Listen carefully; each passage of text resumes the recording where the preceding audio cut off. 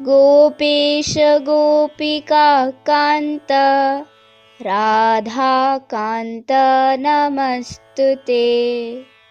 तप्त काञ्चन गौराङ्गी राधे वृन्दावनेश्वरी। वृषभानुसुते देवी प्रणमामि हरिप्रिये। वाञ्छाकल्पतरुभ्यश्च कृपा सिन्धुभ्य एव च पतितानां पावनेभ्यो वैष्णवेभ्यो नमो नमः। जय श्री कृष्ण चैतन्य प्रभु नित्यानंद। श्री अद्वैत गदाधर श्रीवासादि गौर भक्तवृंद। हरे कृष्णा कृष्णा कृष्णा हरे हरे, हरे राम राम राम हरे हरे।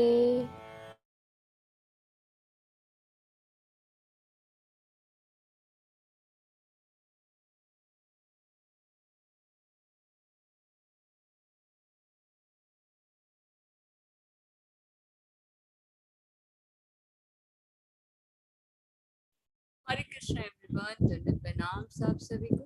आप सभी का स्वागत है लेवल 2 में। आज हम करेंगे भगवद गीता का अध्याय 6 श्लोक संख्या 32। श्रीमद् भगवद गीता यथारूप कृष्ण कृपा मूर्ति श्री श्रीमद् एसी भक्ति वेदांत स्वामी श्रील प्रभुपाद के द्वारा अध्याय 6 ध्यान योगा श्लोक संख्या 32। जो भी पढ़ना चाहते हैं एंग्लिश कर सकते हैं।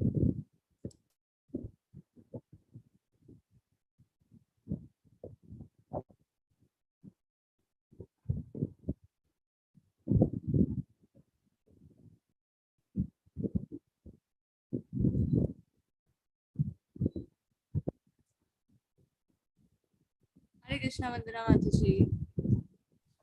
हरे कृष्ण माता जी, दंडवत प्रणाम। माता जी 32 तक हो गया था, शायद 33 करना था ना हमें। 31 हुआ था माता जी। ओके, हरे कृष्ण।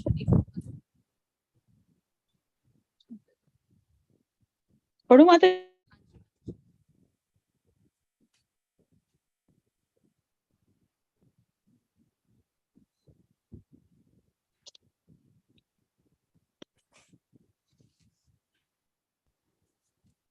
हरे कृष्णा।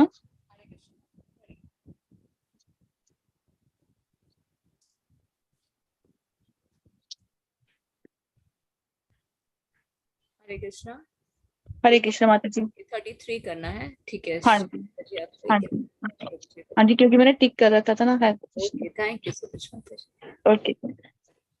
योऽयं योगस्त्वया प्रोक्तः साम्येन मधुसूदन, एतस्याहं न पश्यामि चंचल त्वां स्थिराम। अर्जुन ने कहा, हे मधुसूदन, आपने जिस योग पद्धति का संक्षेप में वर्णन किया है वह मेरे लिए अव्यवहारिक तथा असहनीय है, क्योंकि मन चंचल तथा अस्थिर है। तात्पर्य श्रीला प्रभुपाद जी द्वारा। श्रीला प्रभुपाद जी की जय। भगवान कृष्ण ने अर्जुन के लिए शुचौ देशे से लेकर योगी परमो मता तक जिस योग पद्धति का निर्वर्णन किया है उसे अर्जुन अपनी असमर्थता के कारण अस्वीकार कर रहा है। इस कलयुग में सामान्य व्यक्ति के लिए यह संभव नहीं है कि वह अपना घर छोड़कर किसी पर्वत या जंगल के एकांत स्थान में जाकर योगाभ्यास करे। आधुनिक युग की विशेषता है अल्पकालिक जीवन के लिए घोर संघर्ष। लोग सरल व्यवहारिक साधनों से भी आत्म साक्षात्कार के लिए उत्सुक या गंभीर नहीं है। तो फिर इस कठिन योग पद्धति के विषय में क्या कहा जा सकता है, जो जीवन शैली, आसान विधि, स्थान के चयन तथा भौतिक व्यस्तताओं से विरक्ति का नियमन करती है।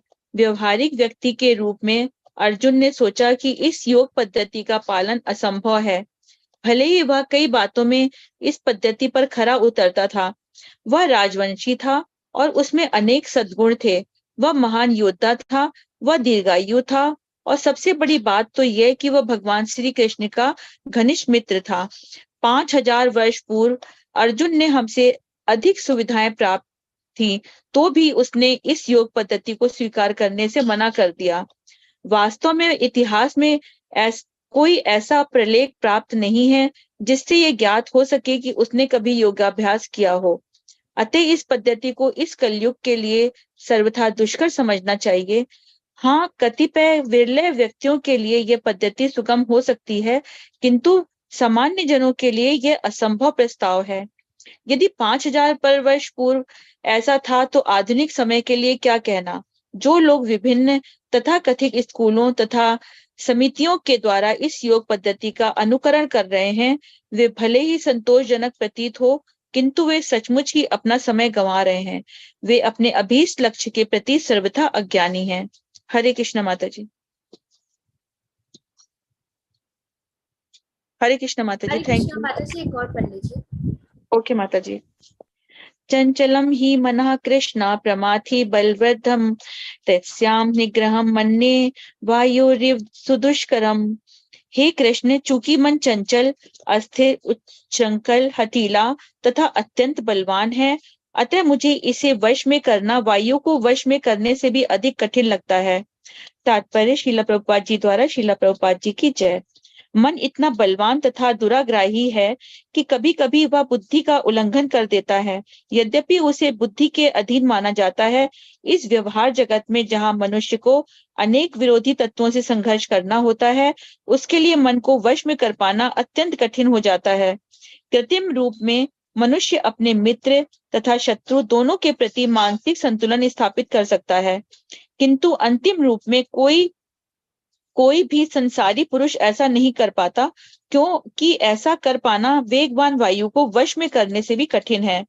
वैदिक साहित्य कठोपनिषद 1.3.3-4 में कहा गया है, आत्मानं रथिनं विद्धि शरीरम रथमेव च बुद्धि तुत्सारथि विद्धि मनः प्रगमेव च इंद्रियाणि हैनाहुर्विषयास्तेषु गोचरान आत्मेन्द्रिय मनोक्तम भोक्ते त्याहुर्मनीषिणाः। प्रत्येक व्यक्ति इस भौतिक शरीर रूपी रथ पर आरूढ़ है और बुद्धि इसका सारथी है, मन लगाम है और इंद्रियां घोड़े हैं। इस प्रकार मन तथा इंद्रियों की संगति से यह आत्मा सुख या दुख का भोगता है, ऐसा बड़े बड़े चिंतकों का कहना है। यद्यपि बुद्धि को मन का नियंत्रण करना चाहिए, किंतु मन इतना प्रबल तथा हठी है कि इसे अपनी बुद्धि से भी जीत पाना कठिन हो जाता है। जिस प्रकार की अच्छी से अच्छी दवा द्वारा कभी कभी रोग वश में नहीं हो पाता, ऐसे प्रबल मन को योगाभ्यास द्वारा वश में किया जा सकता है, किंतु ऐसा अभ्यास कर पाना अर्जुन जैसे संसारी व्यक्ति के लिए कभी भी व्यवहारिक नहीं होता। तो फिर आधुनिक मनुष्य के संबंध में क्या कहा जाए। यहाँ पर प्रयुक्त उपमा अत्यंत उपयुक्त है।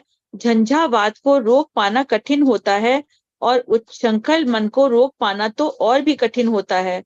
मन को वश में रखने का सरलतम उपाय जिसे भगवान चैतन्य ने सुझाया है, यह है कि समस्त दैन्यता के साथ मोक्ष के लिए हरे कृष्ण महामंत्र का कीर्तन किया जाए। यह विधि यह है, स वै मनः कृष्ण पदारविंदो। मनुष्य को चाहिए कि वह अपने मन को पूर्णता कृष्ण में लगाए, तभी मन को विचलित करने के लिए अन्य व्यस्तताएं शेष नहीं रह जाएंगी। हरे कृष्ण माता जी। Thank you. हरे कृष्ण माता ji. Thank you so much माता जी। अर्जुन ने कहा, हे मधुसूदन, आपने जिस योग पद्धति का संक्षेप में वर्णन किया है वह मेरे लिए अव्यवहारिक तथा असहनीय है, क्योंकि मन चंचल तथा अस्थिर है। इस अध्याय में हम क्या जान रहे हैं भगवान के श्रीमुख से? अष्टांग योग के बारे में, जिसके 8 अंग हैं, पर इसे कलयुग में करना पॉसिबल नहीं है। पहले के समय में कदम मुनि, विश्वामित्र मुनि ने किया था, पर अर्जुन क्या कह रहे हैं? आपने जिस योग पद्धति अर्थात अष्टांग योग का वर्णन किया है वो मेरे लिए अव्यवहारिक और असहनीय। क्यों? क्योंकि मन जो है वो चंचल और अस्थिर है। अर्जुन क्या करे, अपनी असमर्थता के कारण अस्वीकार करे कि हे कृष्ण मैं तो नहीं कर पाऊंगा। तो इस कलयुग में सामान्य व्यक्ति के लिए कैसे पॉसिबल होगा, क्योंकि अर्जुन कौन है, शूरवीर योद्धा है। अगले श्लोक में हम जानेंगे अर्जुन क्या कहते हैं, मैं वायु को तो वश में कर सकता हूँ, पर मन को वश में करना मुझे बहुत ही कठिन लगता है। क्यों? क्योंकि मन का स्वभाव क्या है, चंचल, उच्छृंखल, हठीला और बलवान है। अब अर्जुन जैसे शक्तिशाली योद्धा जो वायु को कंट्रोल में कर सकते हैं, वो अपने मन को इस योग पद्धति के द्वारा कंट्रोल नहीं कर सकते। तो एक कलयुग के जीव के लिए तो ये पॉसिबल ही नहीं है ना, कि वो अपना घर छोड़कर किसी जंगल में एकांत स्थान में जाकर योगाभ्यास करे, अष्टांग योग के द्वारा भगवान को प्राप्त करे, आत्म साक्षात्कार करे। क्यों? क्योंकि आधुनिक युग की विशेषता क्या है, अल्पकालिक जीवन के लिए घोर संघर्ष। हम क्या करें, बहुत छोटे से टाइम पीरियड के लिए क्या करें, संघर्ष करें। तो ये सरल और व्यवहारिक नहीं है। तो इसलिए अर्जुन कहते हैं कि मेरे लिए इसका पालन करना असंभव है। अर्जुन कौन थे, राजवंशी थे, उनमें सद्गुण भी थे, महान योद्धा भी थे, दीर्घायु भी थे। क्योंकि लाइफ स्पैन कैसा है, 4 युगों का लाइफ स्पैन किस प्रकार से है, सत्ययुग, त्रेतायुग, द्वापर युग और कलयुग। कलयुग का लाइफ स्पैन कितना है, 100 ईयर्स, उसको मल्टीप्लाई कर दे 10 से तो वो कितना है, द्वापर युग का कितना था लाइफ स्पैन, 1000 वर्ष। त्रेता युग में मल्टीप्लाई 10 कर दे तो तब कितना आता है, 10,000 वर्ष। ये जीवन अवधि होती थी। मतलब हमारे जो 100 वर्ष है ना, तो उस समय के 1000 वर्ष के बराबर होते थे। 1000 वर्ष है वो इस प्रकार होते थे। और जो त्रेता युग है वो कितना था, 10,000 वर्ष, और सतयुग था 1,00,000 वर्ष। तो किस प्रकार थी ये आयु, सतयुग में 1,00,000 वर्ष तक, त्रेता युग में 10,000 वर्ष, द्वापर युग में 10,000 वर्ष और कलयुग में 100 वर्ष। 1,00,000, 10,000, 1,000 और 100 वर्ष। और अर्जुन कब की बात कर रहे हैं, ये द्वापर युग की बात कर रहे हैं, है ना। तो द्वापर युग में भी आयु ज्यादा थी। तो अर्जुन के लिए ये सब संभव नहीं है, इस योग पद्धति को स्वीकार करना। तो कलयुग के जीवों के लिए कैसे संभव होगा। तो अर्जुन नेक्स्ट श्लोक में क्या कहते हैं, हे कृष्ण चंचलम ही मना कृष्ण, मेरा मन जो है वो चंचल, उच्छृंखल, हठीला तथा अत्यंत बलवान है। मुझे इससे वश में करना वायु को कंट्रोल में करने से भी अधिक कठिन लगता है। तो मन क्या है, बलवान तथा दुराग्रही है। कभी कभी ये बुद्धि का भी उल्लंघन करता है ना। बुद्धि हमें क्या बताती है, what is right, what is wrong. तो मन क्या करता है, जैसा हमें बुद्धि कमांड करती है वो वैसे उसे फॉलो करता है। पर मन इतना बलवान है कि कभी कभी बुद्धि का भी उल्लंघन कर जाता है। इसलिए हमसे गलतियां होती है ना। कई बार हम कोई कार्य कर रहे होते हैं तो अंदर से आवाज आती है ना, नहीं ये कार्य नहीं करना चाहिए, पर मन क्या कहता है, नहीं ये कार्य मैं करूंगा। तो इस प्रकार मन भी क्या करता है, कई बार रिजेक्शन कर देता है, बुद्धि का उल्लंघन कर देता है, उसे भी बुद्धि के अधीन माना जाता है। तो इस व्यवहार जगत में जहाँ मनुष्य के अनेक विरोधी तत्वों से उसे संघर्ष करना होता है, मन को कंट्रोल कर पाना बहुत ही कठिन है।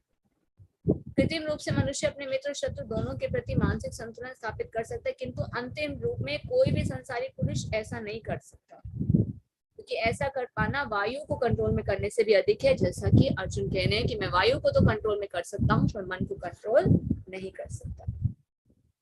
ये हमारा शरीर है, एक किसके समान है, रथ के समान है। बुद्धि क्या है, सारथी है। मन क्या है, लगाम है। और इंद्रियां क्या है, 5 घोड़े। आप सभी 18 डे कोर्स करके आए, वहां पर एक पिक्चर के थ्रू बताया जाता था ना, हमारे शरीर रूपी रथ को एक पिक्चर के थ्रू दर्शाया जाता था। क्या दर्शाया जाता था, ये भौतिक शरीर क्या है, रथ पर आरूढ़ है। बुद्धि क्या है, सारथी, इस रथ को चलाने वाली। मन क्या होती है, लगाम। इंद्रिय क्या है, घोड़े, घोड़े के मुंह में लगाम लगी होती है। इंद्रियों को कैसे कंट्रोल कर सकते हैं, अगर मन कंट्रोल हो। मन को कौन कंट्रोल करेगा, बुद्धि। बुद्धि के द्वारा ही मन कंट्रोल होता है, क्या सही है और क्या गलत है। और इंद्रियों की संगति से ये आत्मा क्या कर रही है, सुख और दुख का भोग कर रही है। हम जितना ज्यादा सेंस ग्रेटिफिकेशन की ओर भागते हैं उतने ज्यादा ही हम दुखी होते हैं। तो बड़े बड़े चिंतकों का कहना है कि बुद्धि को मन का नियंत्रण करना चाहिए, किंतु मन इतना प्रबल हठीक है कि इसे बुद्धि से भी जीत पाना कठिन हो जाता है। जिस प्रकार की अच्छी से अच्छी दवा द्वारा कभी कभी रोग वश में नहीं हो पाता, ऐसे प्रबल मन को योगाभ्यास द्वारा वश में किया जाता है। पर योगाभ्यास की पद्धति भगवान क्या बता रहे हैं, अष्टांग योग, बहुत ही डिफिकल्ट है ना। तो मन को कंट्रोल करने का सबसे सरल उपाय चैतन्य महाप्रभु ने क्या बताया है, हरिर नाम, हरिर नाम, हरिर नाम एव केवलम, कलो नास्तेव नास्तेव नास्तेव गतिरन्यथा। हरे कृष्ण महामंत्र के जप के अलावा कोई और रास्ता नहीं है, कोई और रास्ता नहीं है, कोई और रास्ता नहीं है। हरे कृष्ण कृष्ण कृष्ण हरे हरे, हरे राम राम राम हरे हरे। हरे कृष्ण महामंत्र के कीर्तन के द्वारा ही हम अपने मन को कंट्रोल कर सकते हैं, इसलिए इसे क्या कहते हैं? मंत्रा मेडिटेशन। विधि क्या है? स वै मन कृष्ण पदारविंदो, कि मनुष्य को चाहिए कि वह अपने मन को पूर्णतः कृष्ण में लगाए, तभी मन को विचलित करने के लिए अन्य जो व्यस्तताएं हैं वो शेष नहीं रह जाएंगी। फिर प्रश्न आता है, अब मन को कंट्रोल करना पॉसिबल नहीं है, पर भगवान के कहते हैं मन को कैसे कंट्रोल कर सकते हैं, अगले श्लोक में हम जानेंगे। हरे कृष्ण सत्येंद्र प्रभु जी। हरे कृष्ण माता जी। हरे कृष्ण। श्री भगवान उवाच असंशयम महाभाव मन दुर्निग्रहम चलम अभ्यासेन तु कौन्तेय वैराग्ये च गुहाते। भगवान श्री कृष्ण ने कहा, हे महाभाव कुंती पुत्र, निसंदेह चंचल मन को वश में करना अत्यंत कठिन है, किंतु उपयुक्त अभ्यास द्वारा तथा विरक्ति द्वारा ऐसा संभव है। तात्पर्य श्री प्रभुपाद जी द्वारा। श्री प्रभुपाद जी की जय। अर्जुन द्वारा व्यक्त इस हठीले मन को वश में करने की कठिनाई को भगवान स्वीकार करते हैं, किंतु साथ ही वे सुझाते हैं कि अभ्यास तथा वैराग्य द्वारा यह संभव है। यह अभ्यास क्या है? वर्तमान युग में तीर्थवास, परमात्मा का ध्यान, मंद तथा इंद्रियों का निग्रह, ब्रह्मचर्य का पालन, एकांतवास आदि कठोर विधि विधानों का पालन कर पाना संभव नहीं है, किंतु कृष्णा भावनामृत के अभ्यास से मनुष्य भगवान की नवधा भक्ति का आचरण करता है। ऐसी भक्ति का प्रथम अंश है कृष्ण के विषय में श्रवण करना। मनुष्य को मन को समस्त प्रकार की दुष्टाओं से शुद्ध करने के लिए यह परम शक्तिशाली एवं दिव्य विधि है। कृष्ण के विषय में जितना अधिक श्रवण किया जाता है, उतना ही मनुष्य उन वस्तुओं के प्रति आसक्त होता है जो मन को कृष्ण से दूर ले जाती है। मन को उन सारे कार्यों से विरक्त कर लेने पर जिनसे कृष्ण का कोई संबंध नहीं है, मनुष्य सुगमता पूर्वक वैराग्य सीख जाता है। वैराग्य का अर्थ है पदार्थ से विरक्ति और मन का आत्मा में प्रवृत्त होना। वैराग्य का अर्थ है पदार्थ से विरक्ति और मन का आत्मा में प्रवृत्त होना। निर्विशेष आध्यात्मिक विरक्ति कृष्ण के कार्यकलापों में मन को लगाने की अपेक्षा अधिक कठिन है। यह व्यवहारिक है, क्योंकि कृष्ण के विषय में श्रवण करने से मनुष्य स्वतः परमात्मा के प्रति आसक्त हो जाता है। यह आसक्ति परेशानुभूति या आध्यात्मिक तुष्टि कहलाती है। यह वैसे ही है इस तरह भोजन के प्रत्येक कोर से भूखे को तृप्ति प्राप्त होती है। भूख लगने पर मनुष्य जितना अधिक खाता है, उतनी ही अधिक तृप्ति और शक्ति उसे मिलती है। इसी प्रकार भक्ति संपन्न करने के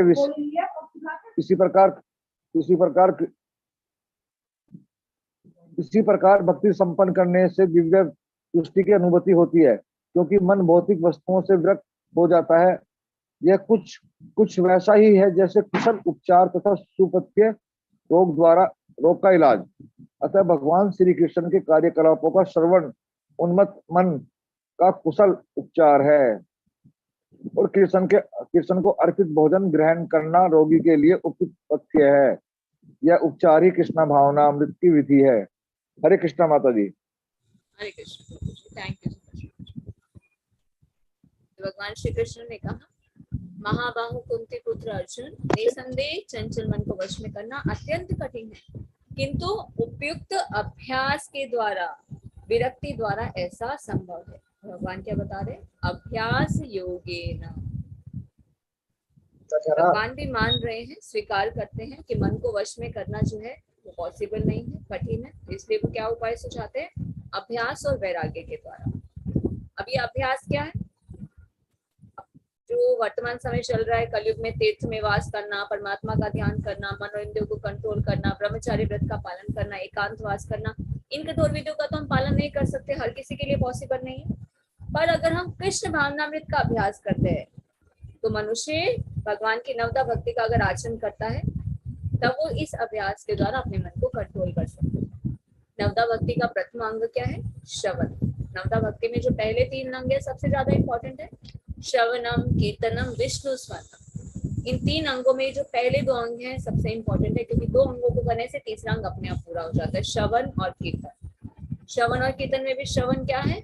मूल आधार है कृष्ण भावनामृत प्रैक्टिस का, क्योंकि जितना ज्यादा हम भगवान के बारे में सुनते हैं उतना हमारे कंफ्यूजन क्या है? दूर हो जाते हैं। अब हम भगवत गीता पढ़ रहे हैं, श्रवण कर रहे हैं ना, श्रवण का खाली सुनना नहीं होता, पढ़ना भी होता है। तो जितना ज्यादा हम भगवान के बारे में पढ़ते हैं, सुनते हैं, तो और हमें सभी वस्तुएं सही सही रूप में समझ में आती कि भगवान क्या कहना चाह रहे हैं। अब भगवत गीता पढ़ने से पहले हमारे मन में कितने सारे डाउट थे, है ना।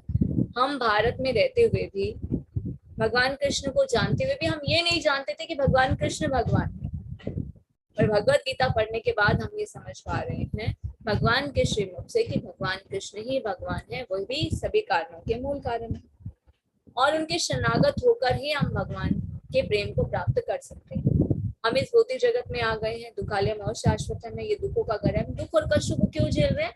क्योंकि हम भगवान के साथ संबंध को भूल गए हैं। तो ये भगवत गीता हमें क्या बताती है? कृष्ण भावनामृत, भगवान के साथ संबंध को जोड़ना, उसका अभ्यास करना। भगवान के साथ संबंध को अगर हम जोड़ लेंगे तो हमारी सारी प्रॉब्लम्स का सॉल्यूशन हो जाएगा, है ना। प्रॉब्लम्स हैं और उनका सॉल्यूशन क्या है? कृष्णा कॉन्शियसनेस। कृष्णा कॉन्शियसनेस, कृष्ण भावनामृत का अभ्यास करना। तो जितना ज्यादा हम भगवान के बारे में सुनते हैं उतना भगवान के प्रति हमारी आसक्ति बढ़ती है, अन्य वस्तुओं के प्रति हम अनासक्त हो जाते हैं और वैराग्य उत्पन्न हो जाता है। ये जो आसक्ति है ये हमें क्या देती है?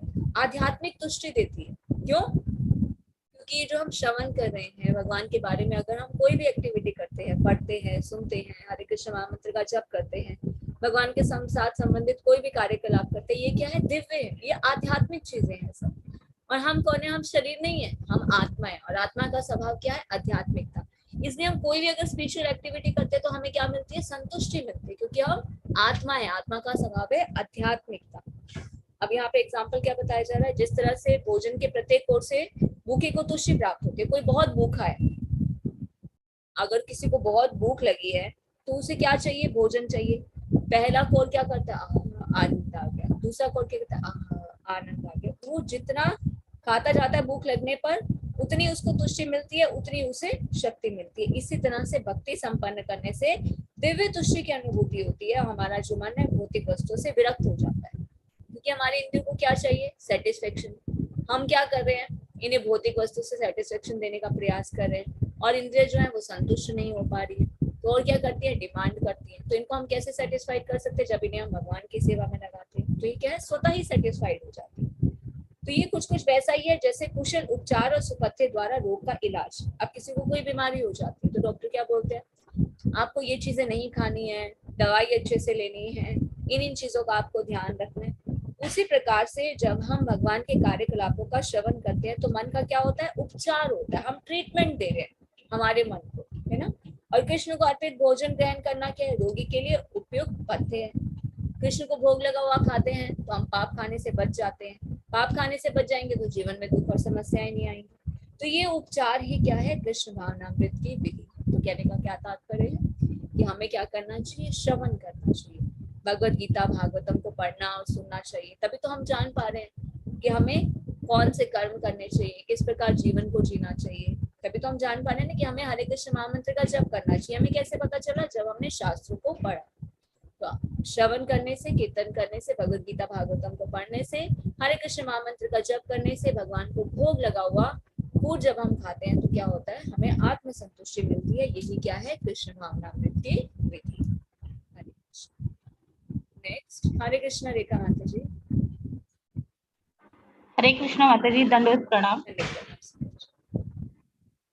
असंयत आत्मना योगा दुष्प्रात इति मे मति पश्य आत्मना तु यतता सत्य आपतुम उपायतः। जिसका मन उच्छल है उसके लिए आत्मशास्त्र का कठिन कार्य होता है, किंतु जिसका मन संयमित है, जो समुचित उपाय करता है, उसकी सफलता ध्रुव है। और ऐसा मेरा मत है। तात्पर्य श्रील प्रभुपाद जी के द्वारा। श्रील प्रभुपाद जी की जय। भगवान घोषणा करते हैं कि जो व्यक्ति अपने मन को भौतिक व्यापारों से विलग करने का समुचित उपचार नहीं करता, उसे आत्मशास्त्रकार में शायद ही सफलता प्राप्त हो सके। भौतिक भोग में मन लगाकर योग का अभ्यास करना मानो अग्नि में जल डालकर उसे प्रज्वलित करने का प्रयास करना हो। मन का निग्रह किए बिना योगाभ्यास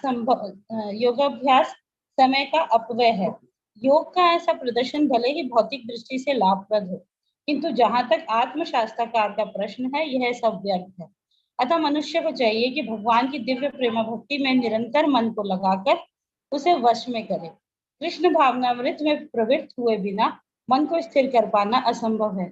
कृष्ण भावना भावित व्यक्ति बिना किसी अतिरिक्त प्रयास के योगाभ्यास का फल सरलता से प्राप्त कर लेता है, किंतु योगाभ्यास करने वाले को कृष्ण भावना भावित हुए बिना सफलता नहीं मिल पाती।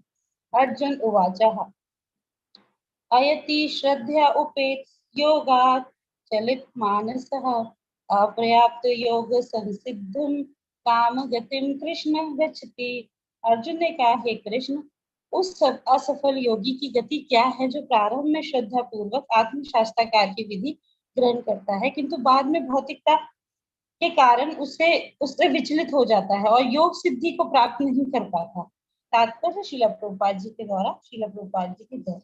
भगवद गीता में आत्मशास्त्रकार का योग मार्ग का वर्णन है। आत्मशास्त्रकार का मूलभूत नियम यह है कि जीवात्मा यह शरीर भौतिक शरीर नहीं है, अपितु इससे भिन्न है और उसका सुख, शाश्वत जीवन, आनंद तथा ज्ञान में निहित है। ये शरीर तथा मन दोनों से परे है। आत्मशास्त्रकार की खोज द्वारा ज्ञान द्वारा की जाती है। इसके लिए अष्टांग विधि या भक्ति योग का अभ्यास करना होता है। इनमें से प्रत्येक विधि में जीव को अपनी स्वाभाविक स्थिति, भगवान से अपने संबंध तथा उन कार्यों में अनुभूति प्राप्त करनी होती है जिनके द्वारा वह टूटी हुई श्रृंखला को जोड़ सके और कृष्ण भावनामृत की सर्वोच्च सिद्ध अवस्था प्राप्त कर सके। इन तीनों विधियों में से किसी एक का भी पालन करके मनुष्य देर सवेर अपने चरम लक्ष्य को प्राप्त होता है।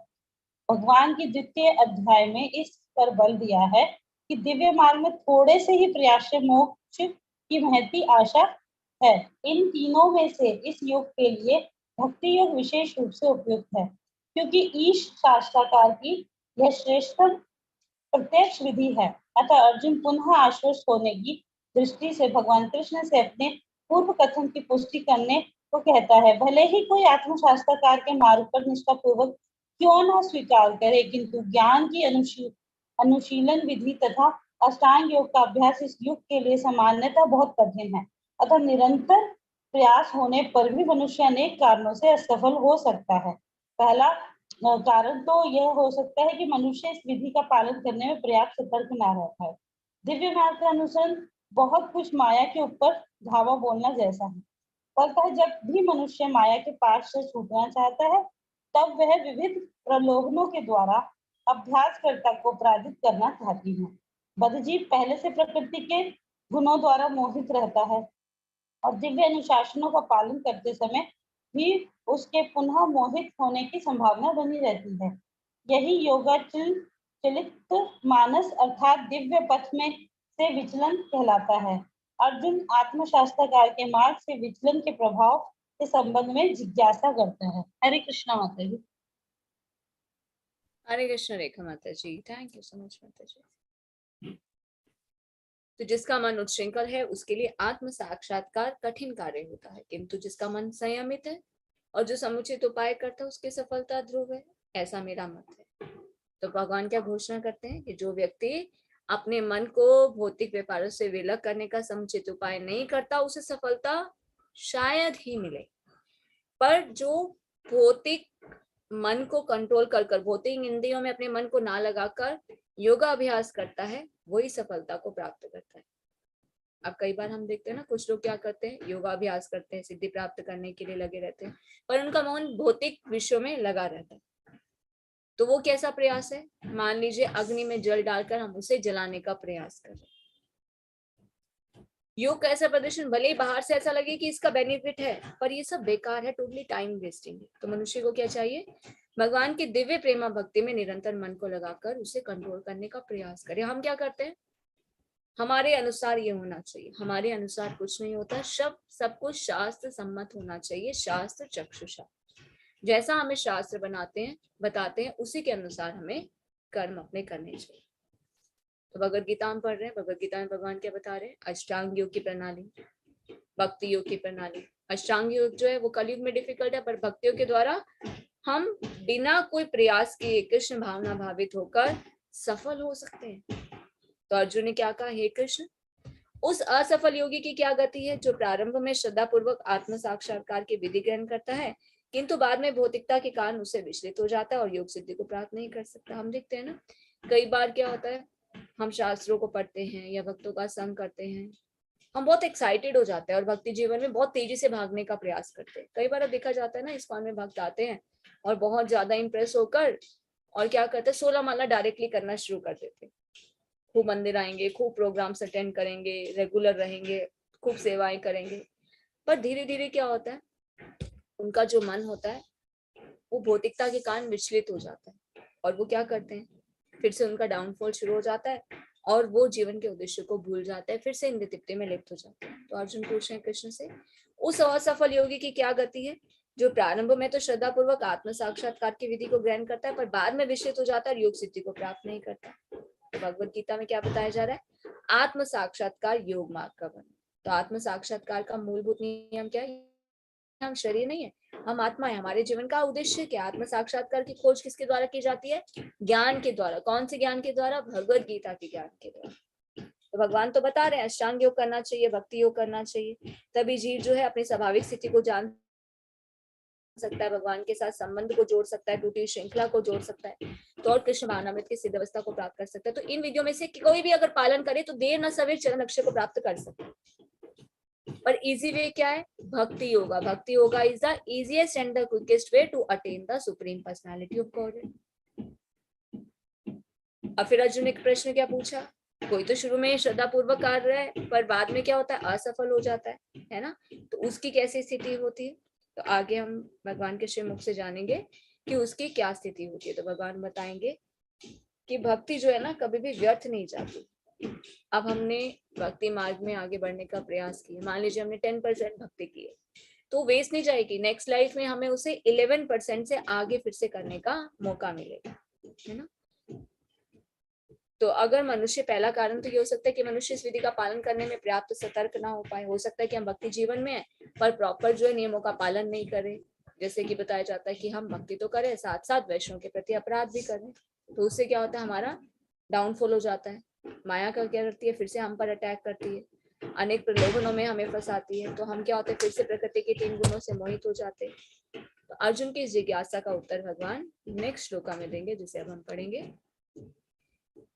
कि अगर कोई योगी प्रारंभ में श्रद्धा पूर्वक आत्म साक्षात्कार की विधि ग्रहण करता है पर बाद में भौतिकता के कारण वो विचलित हो जाता है, तो उसकी क्या स्थिति होती है, क्या वो योग सिद्धि को प्राप्त करता है या नहीं। हरे कृष्णा सुमन माता जी।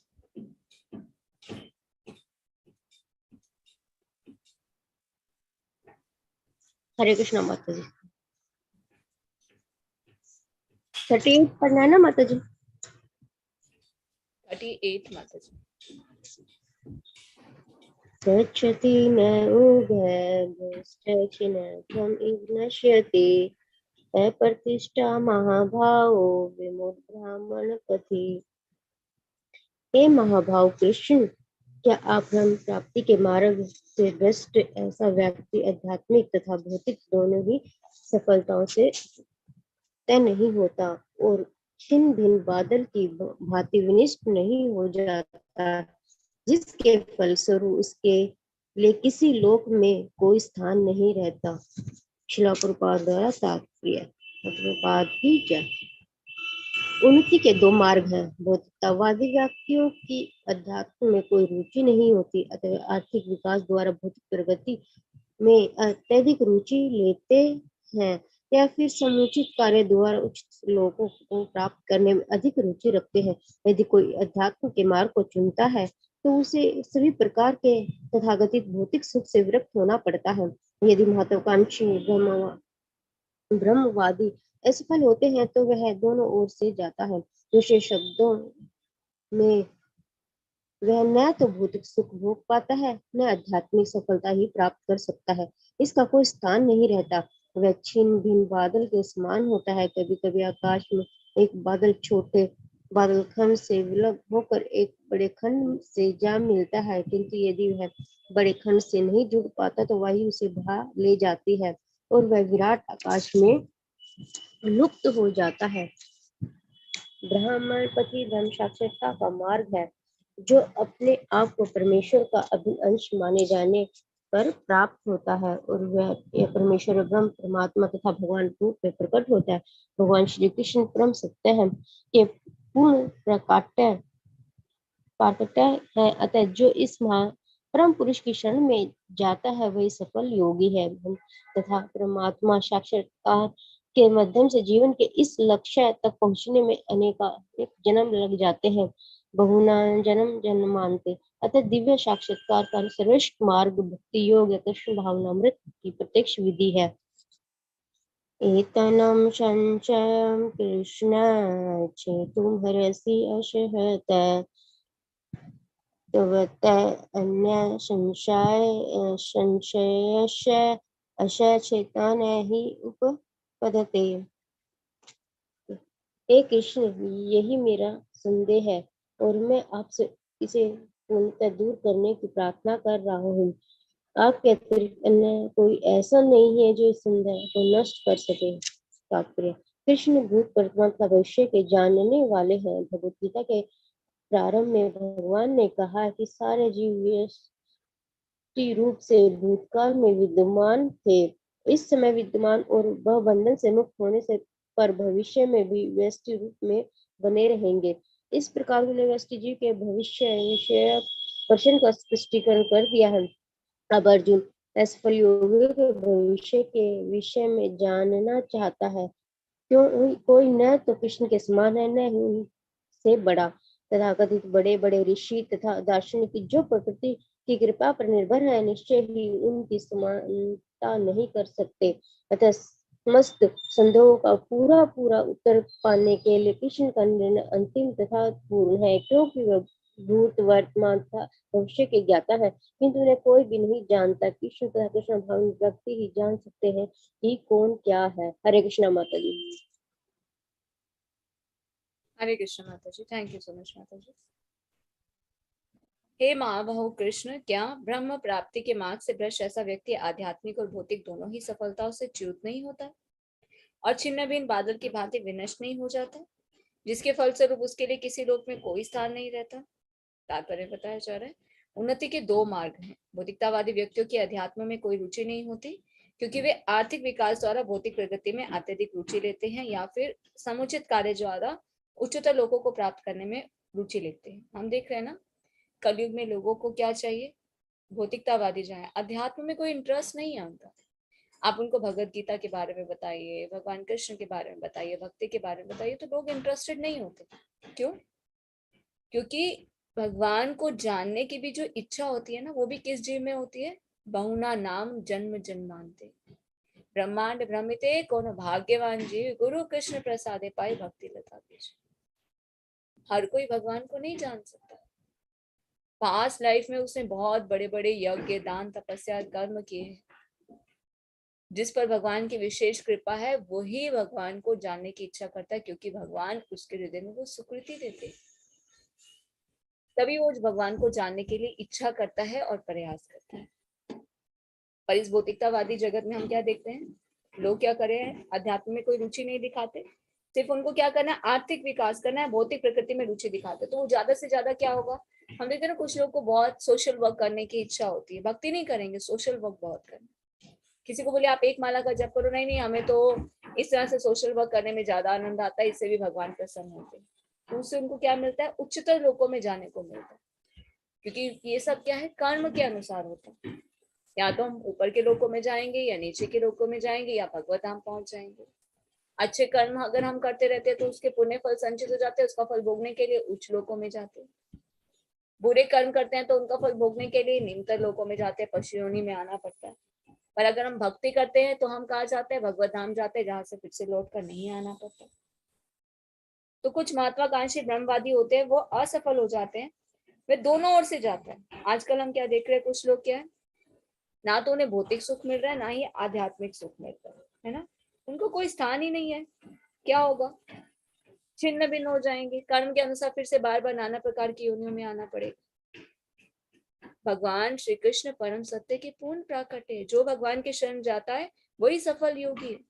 ब्रह्म और परमात्मा साक्षात्कार के माध्यम से जीवन के इस लक्ष्य तक पहुंचने में अनेकों अनेक जन्म लग जाते हैं। और दिव्य साक्षात्कार का सर्वश्रेष्ठ मार्ग क्या है? भक्ति योग। अब देखिए, भगवान को जानने की 3 अवस्थाएं कौन सी है? ब्रह्म, परमात्मा और भगवान। जिसे जितना ज्ञान होता है वो उतना ही भगवान के बारे में जान पाता है। हम देखते हैं ना, ब्रह्म कुमारी वाले क्या कहते हैं? भगवान को एक ज्योति के रूप में ध्यान केंद्रित करने का प्रयास करते हैं। वो उनका ज्ञान है, वो उनकी वैसी स्थिति है, जितना उन्हें ज्ञान है, जितने उन पर भगवान की कृपा है, उतना ही वो भगवान को जान पाते हैं। तो क्या कहते हैं? भगवान एक ज्योति के रूप में। और फिर हम देखते हैं बड़े बड़े योगी, सिद्ध पुरुष क्या करते हैं?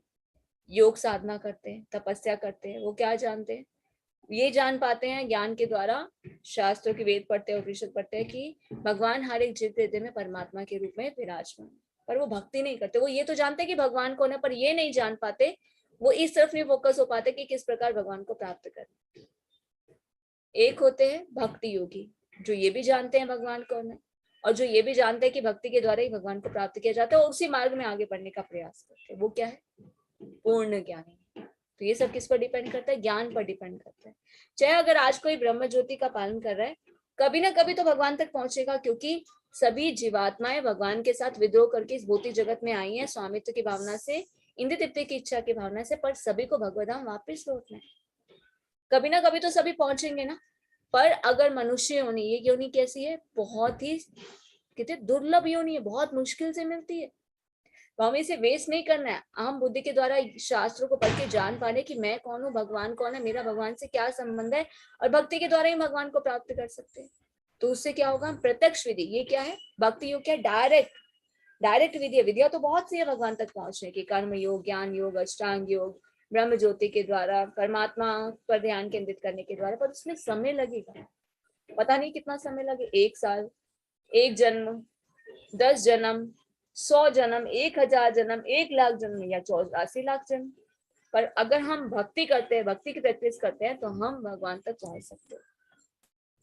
तो हे कृष्ण, यही मेरा संदेह है, और मैं आपसे इसे पूर्णतः दूर करने की प्रार्थना कर रहा हूँ। आपके अतिरिक्त करने कोई ऐसा नहीं है जो इस संदेह को नष्ट कर सके। क्यों भगवान से रिक्वेस्ट करें? क्योंकि भगवान कौन है? भूत, भविष्य और वर्तमान सबको जानने वाले। भगवद गीता के प्रारंभ में हमने जाना था ना, भगवान के कहते हैं सारे जीव वैश्य रूप से भूतकाल में विद्यमान थे, और इस समय भी हैं, और वह बंधन से मुक्त होने पर भविष्य में भी वैश्य रूप में बने रहेंगे। तो भगवान सबको जानते हैं, हमारे पास्ट लाइफ को भी जानते हैं, हमारी प्रेजेंट लाइफ को भी जानते हैं, हमारे फ्यूचर को भी जानते हैं। तो भगवान ये बता रहे हैं कि अगर कोई भक्ति करेगा तो उसकी क्या स्थिति होगी, जिसे हम अगले श्लोकों में जानेंगे। तो यहाँ पर इस प्रकार उन्होंने वैश्य जीव के भविष्य विषय प्रश्न का स्पष्टीकरण कर दिया। अब अर्जुन असफल योगियों के विषय में जानना चाहता है। कोई ना तो कृष्ण के समान है, ना कोई उनसे बड़ा है। समस्त संदेह का पूरा उत्तर पाने के लिए कृष्ण का निर्णय क्या है? अंतिम और पूर्ण है। क्यों? क्योंकि भगवान को ना भूत, भविष्य, वर्तमान के ज्ञाता है, किंतु उन्हें कोई नहीं जानता है। कृष्ण और कृष्ण भावना भावित व्यक्ति ही जान सकते हैं कि कौन क्या है। कौन भगवान को जान सकता है?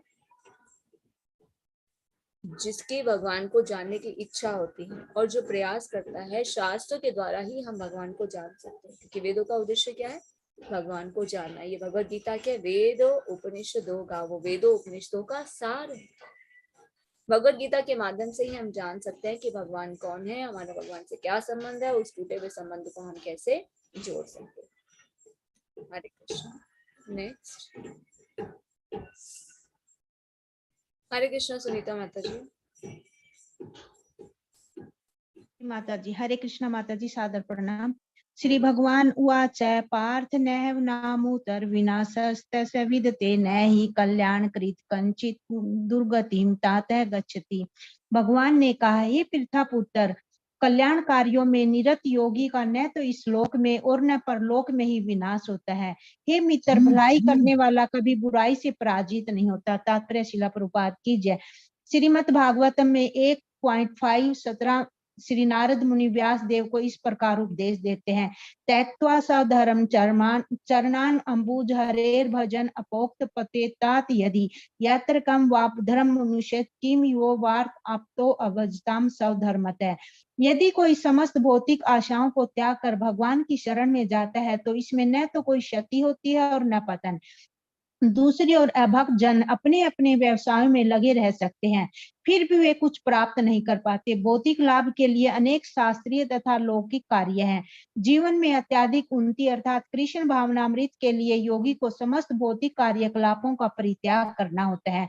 कोई यह तर्क कर सकता है कि यदि कृष्ण भावनामृत पूर्ण हो जाए तो इससे सर्वोच्च सिद्धि प्राप्त हो सकती है, किंतु यदि यह सिद्धि प्राप्त न हो पाई तो भौतिक एवं आध्यात्मिक दोनों दृष्टियों से मनुष्य को क्षति पहुंचती है। शास्त्रों का आदेश है कि यदि कोई सब धर्म का आचरण नहीं करता तो उसे पाप फल भोगना पड़ता है। अतः जो दिव्य कार्यों को ठीक से नहीं कर पाता उसे फल भोगना पड़ता है।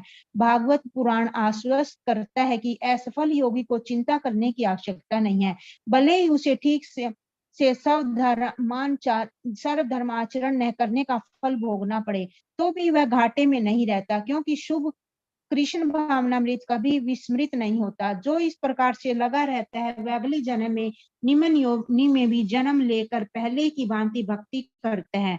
दूसरी ओर जो केवल नियत कार्यों को दृढ़ता पूर्वक करता है, किंतु यदि उसमें कृष्ण भावनामृत का भाव है तो आवश्यक नहीं है कि उसे शुभ फल प्राप्त होगा।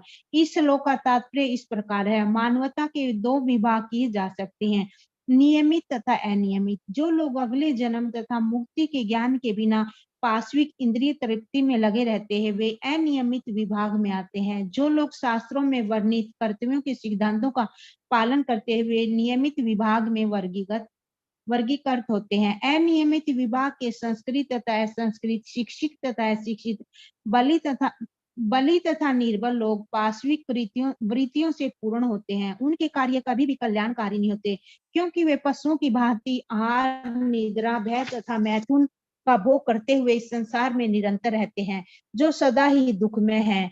किंतु जो लोग शास्त्रीय आदेशों के अनुसार संयमित रहते हैं और इस प्रकार कर्मशः कृष्ण भावनामृत को प्राप्त होते हैं, वे निश्चित रूप से जीवन में उन्नति करते हैं। कल्याण मार्ग के अनुयायियों को 3 वर्गों में विभाजित किया जा सकता है। भौतिक संपन्नता का उपभोग करने वाले शास्त्रीय विधि विधानों के अनुयायियों, इस संसार से मुक्ति पाने के लिए प्रयत्नशील लोग तथा कृष्ण भावनामृत के भक्त। प्रथम वर्ग के अनुयायियों को पुनः 2 श्रेणियों में विभाजित किया जाता है। सकाम कर्मी तथा इंद्रिय तृप्ति की इच्छा न करने वाले। सकाम कर्मी जीवन के उस स्तर तक उठ सकते हैं, यहाँ तक कि सर्वलोक को जा सकते हैं, तो भी इस संसार से मुक्त न होने के कारण वे सही ढंग से शुभ मार्ग का अनुगमन नहीं करते। शुभ कर्म तो वे हैं जिनसे मुक्ति प्राप्त हो। कोई भी ऐसा कार्य जो परम आत्म साक्षात्कार या देहात्म बुद्धि से मुक्ति की ओर उन्मुख नहीं होता वह रंच मात्र भी कल्याण प्रद नहीं होता। कृष्ण भावनामृत संबंधी कार्य ही एकमात्र शुभ कार्य है, और जो भी कृष्ण भावनामृत के मार्ग पर प्रगति करने के उद्देश्य से स्वेच्छा से समस्त शारीरिक असुविधाओं को स्वीकार करता है वही घोर तपस्या के द्वारा पूर्ण योगी कहलाता है। चूंकि अष्टांग योग पद्धति कृष्ण भावनामृत की चरम अनुभूति के लिए होती है, अंततः यह पद्धति भी कल्याण प्रद है। जो कोई इस दिशा में यथाशक्य प्रयास करता है उसे कभी अपने पतन के प्रति भयभीत नहीं होना चाहिए। हरे कृष्णा। माता जी आगे पढ़ो। माता जी।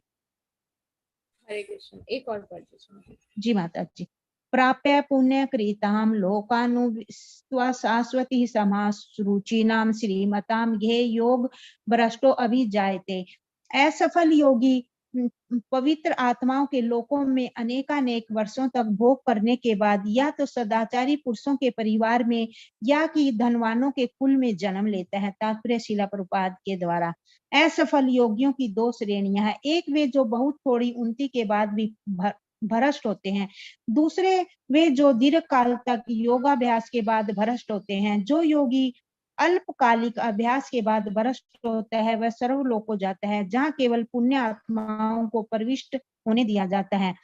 वहां पर दीर्घ काल तक रहने के बाद उसे पुनः इस लोक में भेजा जाता है, जिसे वह किसी सदाचारी ब्राह्मण वैष्णव के कुल में या धनवान वणिक के कुल में जन्म ले सके। योगाभ्यास का वास्तविक उद्देश्य कृष्ण भावनामृत की सर्वोच्च सिद्धि प्राप्त करना है, जैसा कि इस अभ्यास के अंतिम श्लोक में बताया गया है। किंतु जो इतने अध्यवसायी नहीं होते और जो भौतिक प्रलोभनों के कारण असफल हो जाते हैं, उन्हें अपनी भौतिक इच्छाओं की पूर्ति करने की अनुमति दी जाती है। तत्पश्चात उन्हें सदाचारी या धनवान परिवारों में संपन्न जीवन बिताने का अवसर प्रदान किया जाता है। ऐसे परिवारों में जन्म लेने वाले इन सुविधाओं का लाभ उठाते हुए अपने आप को पूर्ण कृष्ण भावनामृत तक ऊपर ले जाते हैं। हरे कृष्णा माता जी, सादर प्रणाम। हरे कृष्ण माता जी, प्रणाम। तो भगवान ने कहा, हे पृथा पुत्र, कल्याणकारों में निरत योगी का ना तो इस लोक में ना ही परलोक में विनाश होता है। हे मित्र, भलाई करने वाला कभी बुराई से पराजित नहीं होता। तो अर्जुन का प्रश्न क्या था? अगर कोई योगाभ्यास कर रहा है फिर वो भौतिकता में लग जाता है, असफल हो जाता है, उसकी स्थिति कैसी होती है? तो यहाँ पर भगवान क्या कह रहे हैं कि कल्याण कार्यों में जो निरत योगी होता है उसका विनाश नहीं होता। क्यों? क्योंकि भलाई करने वाला कभी भी बुराई से पराजित नहीं होता। तो श्रीमद् भागवत में नारद मुनि व्यास देव को इस प्रकार उपदेश देते हैं कि अगर कोई भौतिक आशाओं को त्याग कर भगवान की शरण में जाता है, उसका कोई नुकसान नहीं है, उसका कोई पतन नहीं होता। भगवत गीता में भगवान कहते हैं, नेहा विक्रम नाशोस्ति। दूसरी ओर अब क्योंकि जो भगवान की भक्ति में लगा रहता है उसको भगवान क्या करते हैं?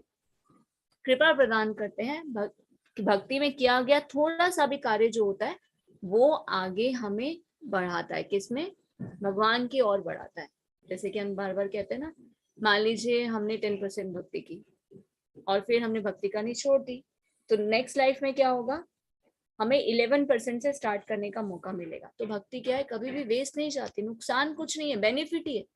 इस भौतिक जगत में हम कितना भी धन कमा ले, कितना भी यश कमा ले, पर वो क्या होगा? इस शरीर के साथ ही खत्म हो जाएगा। हम अपने साथ आगे कुछ भी कैरी फॉरवर्ड नहीं करते। पर भक्ति एक ऐसा धन है जो आगे कैरी फॉरवर्ड होती है। अब हाँ, डिपेंड हम पर करता है कि हम किस और अपनी आसक्ति लगाएं। इस भौतिक जगत में जो धन होता है, आर्थिक धन, उसको अर्जित करने में लगाएं। आजकल लोगों का क्या है? बहुत पैसा होना चाहिए, बहुत एसेट होना चाहिए। हाँ, धन कमाना चाहिए, पर साथ में भक्ति भी करनी चाहिए, क्योंकि बाकी धन जो है वो तो हम साथ में ही लेकर जाएंगे, और भक्ति रूपी धन जो है ये हमारा काउंट होता है, इसे हम साथ में लेकर जाते हैं। एक छोटा सा भी कार्य अगर हम भगवान के लिए करते हैं, भगवान की सेवा करते हैं, नाम जप करते हैं, किसी को भगवान की सेवा में लगाते हैं, किसी को भगवान के बारे में बताते हैं, किसी के मुख से हरे कृष्णा हम बुलवा लेते हैं, तो ये सब क्या है? ये हमारे अकाउंट में काउंट हो रहा है। ये भक्ति रूपी धन जो है ये हम आगे लेकर जाएंगे। जितना हम करेंगे वो आगे कैरी फॉरवर्ड होगा। तो कृष्ण भावनामृत चाहे पूर्ण हो या ना हो, हमें कोई भी नुकसान नहीं है। तो शास्त्रों का आदेश क्या है? अगर कोई स्वधर्म का आचरण नहीं करता उसे पाप फल भोगना पड़ता है।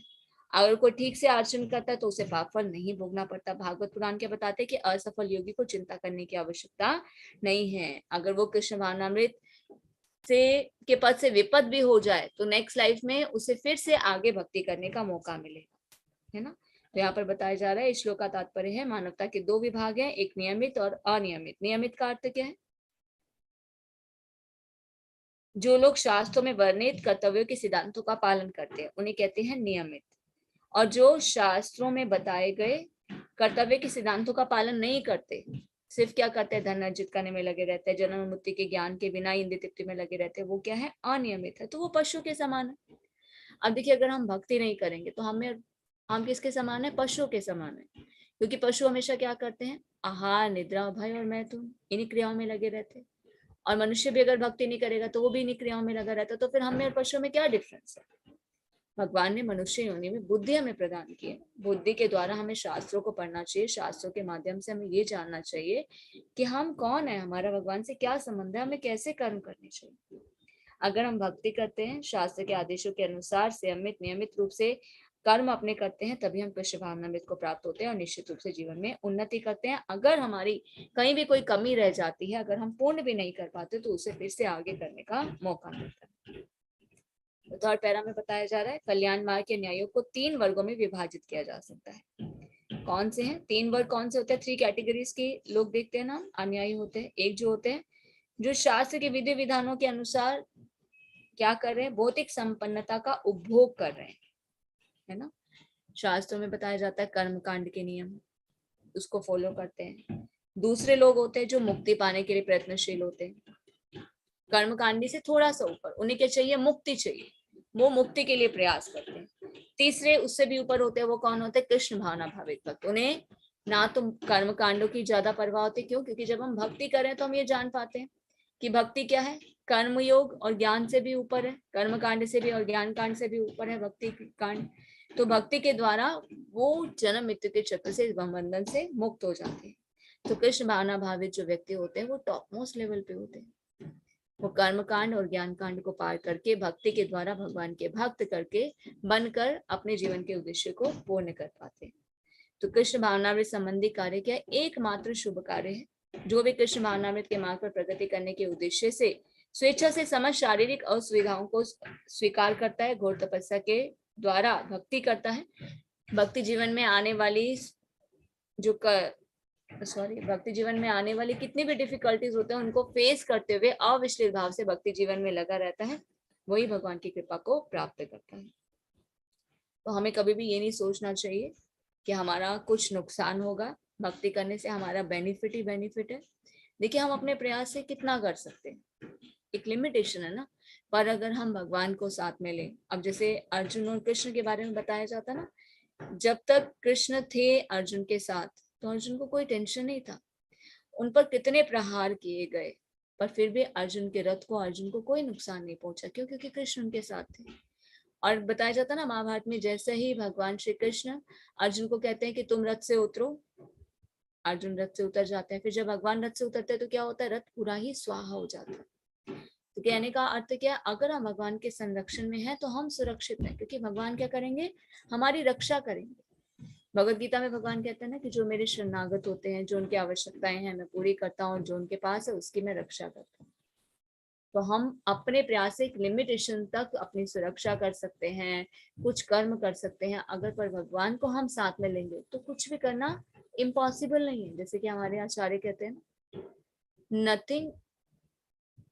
Everything is to be possible only by the grace of God. अगर हम पर भगवान की कृपा है, हम भगवान के शरणागत है, तो हमारे लिए कोई भी चीज इम्पॉसिबल नहीं है। भक्तों की डिक्शनरी में इम्पॉसिबल नाम का वर्ड नहीं होता, क्यों, क्योंकि वो ये जान पाते हैं कर्म करना मेरे जीवन का उद्देश्य है, ये भी भक्ति है, ये भी भगवान की सेवा है, और मुझे भगवान के शरणागत होकर कर्म करना है। तो वो हर एक डिफिकल्टी को फेस करते हुए, भक्ति करते हुए अपने जीवन के उद्देश्य को पूर्ण कर सकता है।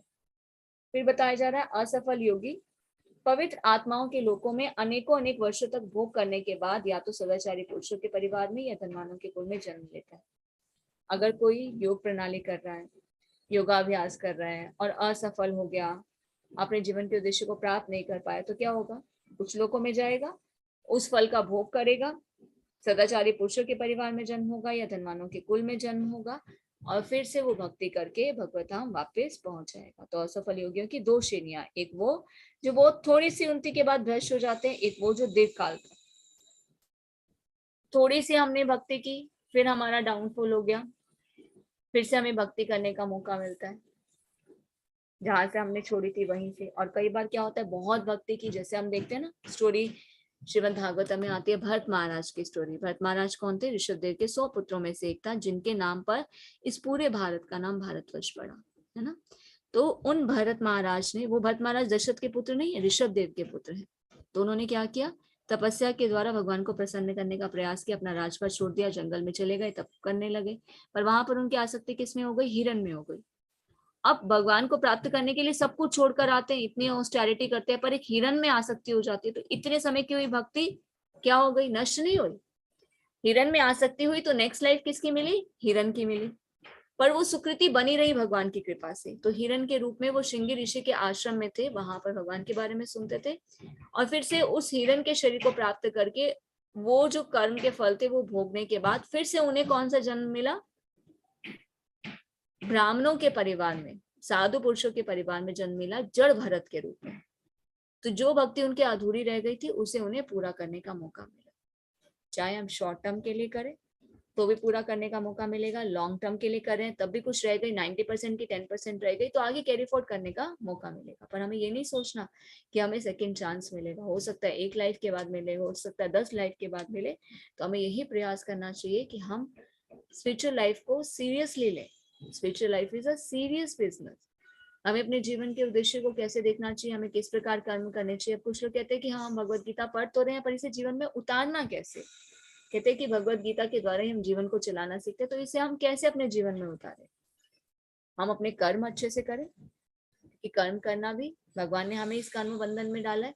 ये एक युद्ध के समान है, चाहे हम ग्रस्त हैं, नौकरी करते हैं, व्यवसाय करते हैं, 110% देकर करें, और भक्ति भी हम साथ में करें, है ना। पूर्ण रूप से कृष्ण के शरणागत होकर सभी अगर कार्यों को हम करते हैं तो हम भगवान की कृपा को प्राप्त करते हैं। तभी हम इन सुविधाओं का लाभ उठाने के बाद पूर्ण रूप से कृष्ण भावनामृत तक अपने आप को ऊपर लेकर जा सकते हैं और सिद्ध अवस्था को प्राप्त करते हैं। हरे कृष्ण।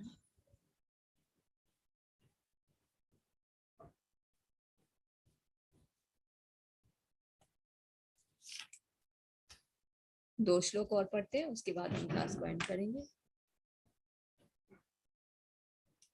हरे कृष्णा। सत्येंद्र प्रभु जी।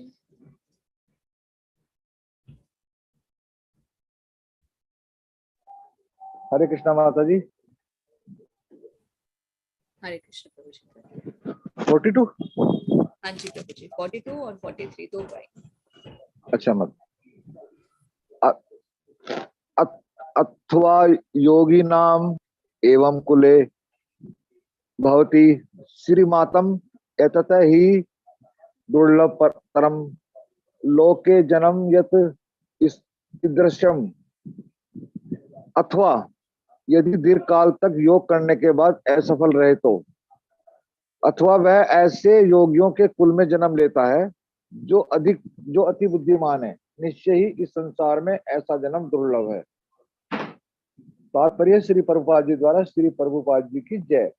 यहाँ पर योगियों के बुद्धिमान कुल में जन्म लेने की प्रशंसा की गई है, क्योंकि ऐसे कुल में उत्पन्न बालक को प्रारंभ से ही आध्यात्मिक प्रोत्साहन प्राप्त होता है।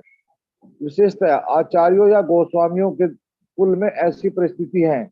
ऐसे कुल अत्यंत विद्वान होते हैं और परंपरा तथा प्रशिक्षण के कारण श्रद्धावान होते हैं। इस प्रकार वे गुरु बनते हैं। भारत में ऐसे अनेक आचार्य कुल हैं, किंतु अब वे अपर्याप्त विद्या तथा प्रशिक्षण के कारण पतनशील हो चुके हैं। भगवत कृपा से अभी भी कुछ ऐसे परिवार हैं जिनमें पीढ़ी दर पीढ़ी योगियों को प्रशिक्षण मिलता है। ऐसे परिवारों में जन्म लेना सचमुच ही अत्यंत सौभाग्य की बात है। सौभाग्यवश हमारे गुरु विष्णुपाद श्री श्रीमद भक्ति सिद्धांत सरस्वती गोस्वामी महाराज को तथा स्वयं हमें भी ऐसे परिवारों में जन्म लेने का अवसर प्राप्त हुआ। हम दोनों को बचपन से ही भगवत भक्ति करने का प्रशिक्षण दिया गया। बाद में दिव्य व्यवस्था के अनुसार हमारी उनसे भेंट हुई।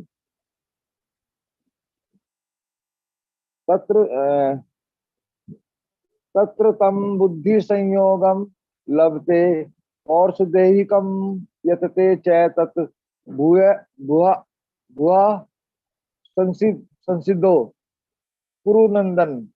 हे कुरुनंदन, ऐसा जन्म पाकर वह अपने पूर्व जन्म की दैवी चेतना को पुनः प्राप्त करता है और पूर्ण सफलता प्राप्त करने के उद्देश्य से वह आगे उन्नति करने का प्रयास करता है। तात्पर्य श्री प्रभुपाद जी द्वारा श्री प्रभुपाद जी की जय। राजा भरत, जिन्हें तीसरे जन्म में उत्तम ब्राह्मण कुल में जन्म मिला, पूर्व दिव्य चेतना की पुनः प्राप्ति के लिए उत्तम जन्म के उदाहरण स्वरूप हैं। भरत विश्व भर के सम्राट थे और तभी से यह लोक देवताओं के बीच भारतवर्ष के नाम से विख्यात है। पहले यह इलाव्रत वर्ष के नाम से ज्ञात था। भरत ने अल्पायु में ही आध्यात्मिक सिद्धि के लिए संन्यास ग्रहण कर लिया था, किंतु वे सफल नहीं हो सके। अगले जन्म में उन्हें उत्तम ब्राह्मण कुल में जन्म लेना पड़ा और वे जड़ भरत कहलाए, क्योंकि वे एकांतवास करते थे तथा किसी से बोलते न थे।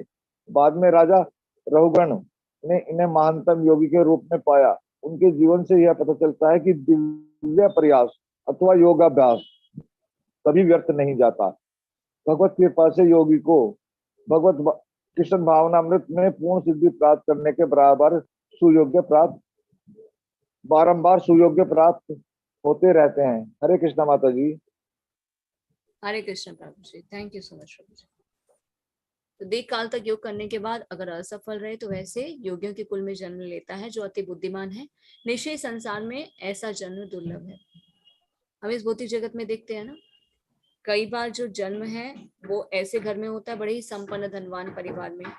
तो फिर हम भक्ति, अब हम अपने आप को देखें, हम सभी जन्म से तो भक्ति नहीं कर रहे, कृष्ण भावनामृत में नहीं है।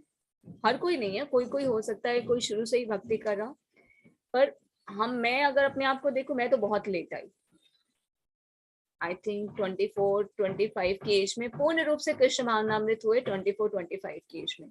तो इसका मतलब पास्ट लाइफ में कुछ भक्ति की थी, चाहे 10% की थी, उसे आगे पूरा करने का मौका मिला, है ना। ऐसे परिवार में जन्म हुआ जहाँ फैसिलिटीज थी कि हम भक्ति के योग्य हो सके। और कई बार हम क्या देखते हैं, छोटे छोटे बच्चे, जैसे अगर मैं फिर से एग्जाम्पल अगर अपना लूं, एक एग्जाम्पल के तौर पे, अब मेरी डॉटर है, वो जब से हुई, एकादशी के दिन वो हुई, शुरू से ही उसने घर में भक्ति का माहौल देखा, वो शुरू से भक्ति करी। तो इसका मतलब उसने पास्ट लाइफ में 90% 80% या ज्यादा भक्ति की थी, तो आगे उसे पूरा करने का मौका मिला। तो भगवान ने उसे क्या किया, ऐसे घर में जन्म दिया जहां पहले से ही भक्ति हो रही है। तो ये प्रोसेस क्या होता है, एज एग्जाम्पल थ्रू आपको समझाना ये चाहते हैं कि ये सब हमारे पास्ट लाइफ कर्मास के अनुसार होता है, कि पास्ट लाइफ में हमने जैसे कर्म किए, मतलब जितनी भक्ति की, उससे आगे हमें पूरा करने का मौका मिला। कोई कोई 75 की एज में आता है भक्ति करने के लिए, तो इसका मतलब उसने पास्ट लाइफ में थोड़ा कम की थी, तो उसे इतने और देर से भक्ति करने का मौका मिला। इसीलिए कहते हैं कि जिस परिवार में भक्तों के घर में अगर बच्चों का जन्म होता है, तो बच्चे क्या देखते हैं, शुरू से ही कृष्ण को जान पाते हैं, माता पिता को भक्ति करते हुए देखते हैं। तो वो कौन है, बहुत ही फॉर्चुनेट सोल्स है, ये उनका लास्ट बर्थ है। ऐसा जन्म दुर्लभ है। किसी बच्चे का जन्म होता है गोस्वामी के परिवार में, बड़े बड़े आचार्य गुरुकुल में, है ना, किसी गुरु के परिवार में, बहुत वरिष्ठ भक्त के घर में। तो ऐसे बच्चे का जन्म के ये लास्ट बर्थ है, उसकी भक्ति काफी वो कर चुका, दीर्घ काल तक कर चुका है, पर कहीं उसकी रह गई थी, पूरा करने का उसे मौका मिला। एक और स्टोरी अगर हम शास्त्र से लेंगे तो हम कौन से लेंगे, भरत महाराज की स्टोरी। जैसे कि अभी हमने पहले भी बताया आपको, इससे पहले हमने डिस्कस किया था भरत महाराज।